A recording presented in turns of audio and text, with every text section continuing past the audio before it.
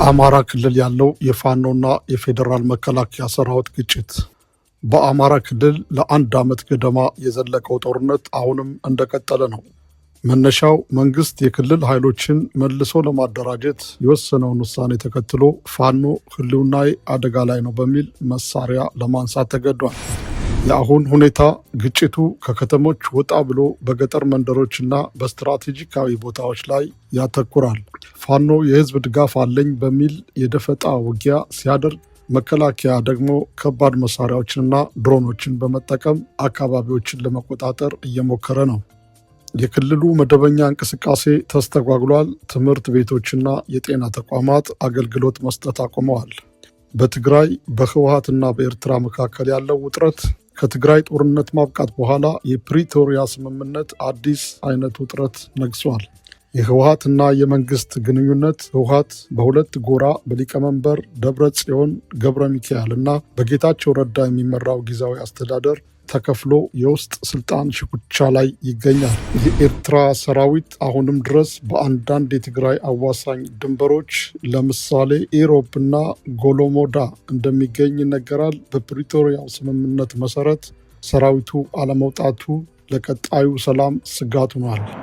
የአሰብ ወደብ ጥያቄ የኢትዮጵያ መንግስት የባህር በር ፍላጎቱ በይፋ መግለጹ በኤርትራና በኢትዮጵያ መካከል ያለውን ግንኙነት ይበልጥ እንዲሻክር አድርጎታል። የሰብአዊ መብት ረገጣና የረሃብ አደጋ። ጦርነቱ ያስከተለው ትልቅ ጠባሳ በንጹሐን ዜጎች ላይ እየደረሰ ያለው መከራ ነው። መፈናቀል በአማራ በትግራይና በኦሮሚያ ክልሎች በሚሊዮን የሚቆጠሩ ሰዎች ከቀያቸው ተፈናቅለዋል፣ ያለመጠለያ ቀርተዋል። የረሃብ ስጋት በድርቅና በጦርነቱ ምክንያት በተለይ በትግራይና በአማራ ክልል በሰሜናዊ ክፍሎች በሚሊዮን የሚቆጠሩ ሰዎች አስቸኳይ የምግብ እርዳታ ይፈልጋሉ። የንጹሐን ሞት በድሮን ጥቃቶችና በከባድ መሳሪያ ተኩስ የንጹሐን ሕይወት ማለፉን ዓለም አቀፍ የሰብአዊ መብት ተሟጋቾች እንደ አምነስቲ እና ሁማን ራይትስ ዎች በተደጋጋሚ ሪፖርት እያደረጉ ነው።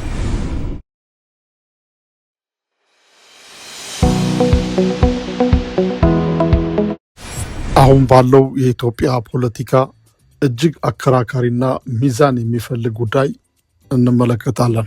የፋኖን መዋቅር፣ ወታደራዊ ቁመናና መንግስትን የመጣል አቅሙን በተመለከተ ያሉትን እውነታዎች በዝርዝር ለመመልከት እንሞክራለን።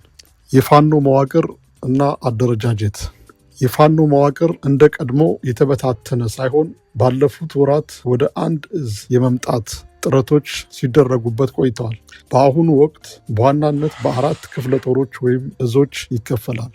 የጎጃም ፋኖ በሻለቃ ዘመነ ካሴ የሚመራውና ጠንካራ የሰው ኃይል እንዳለው የሚነገርለት ሲሆን፣ የጎንደር ፋኖ በጎንደር አካባቢ የሚንቀሳቀሱ የተለያዩ ቡድኖችን የያዘ ነው።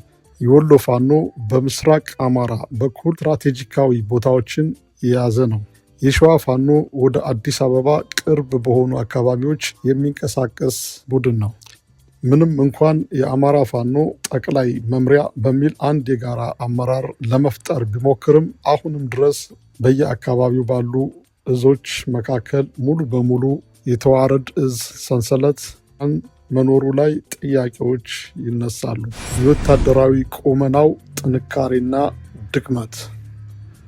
ጥንካሬዎች: የህዝብ ድጋፍ በገጠሪቱ አማራ ያለው ከፍተኛ የህዝብ ድጋፍ ስንቅና መረጃ ለማግኘት ረድቶታል።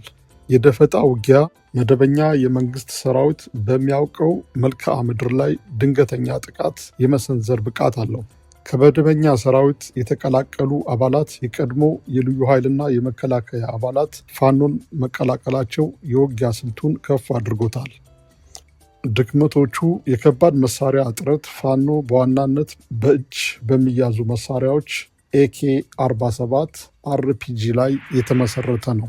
መንግስት ያለውን የአየር ኃይል፣ ድሮን እና ታንክ የመቋቋም አቅሙ አነስተኛ ነው። የፋይናንስ እና የሎጂስቲክ ምንጭ እንደ መንግስት የውጭ ምንዛሬና የጦር መሳሪያዎች ግዢ በይፋ የመፈጸም እድል የለውም።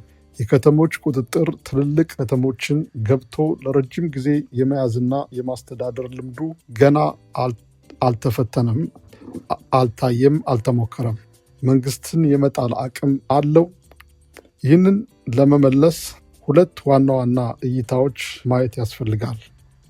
ሀ አቅም አለው የሚሉ ወገኖች መከራከሪያ ፋኖ መንግስትን በቀጥታ ጦርነት ባያሸንፍ እንኳን መንግስት ክልሉን ማስተዳደር እንዳይችል የማድረግ ገቨርናንስ ኮላፕስ እና ዋና ዋና የኢኮኖሚ መስመሮችን ለምሳሌ አዲስ አበባ ጅቡቲ ወይም የአማራ አዲስ አበባ መስመር በመዝጋት መንግስት ለድርድር ወይም ለውድቀት እንዲጋለጥ ሊያደርግ ይችላል ተብሎ ይገመታል።